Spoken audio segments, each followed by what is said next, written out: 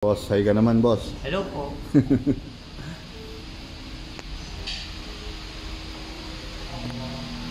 Sir Warren in the house. Sir Nero, Sir James. Hayabusa tayo ngayon. Okay, 2024 na Hayabusa. First in the Philippines na naka-OZ wheels. Hindi lang naka-OZ wheels, naka-full all-ins to. Paired with the Super Corsa SPV4,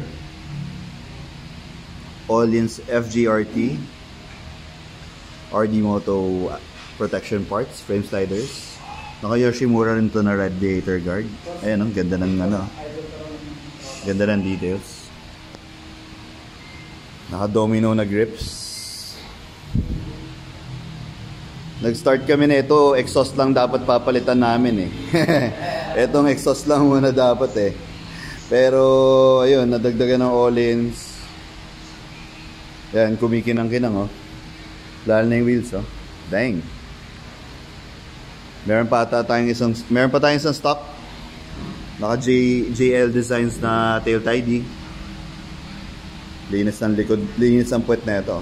Ang gamit pala natin chain dito, DID VXM 525 chain na rated for 1,300cc. So walang problema to sa sa strength na ito, sure na sure kaya yung power na ito. Of course, Sita sprockets gamit ng MotoGP. Ayan, nandito rin sa JYP meron tayo.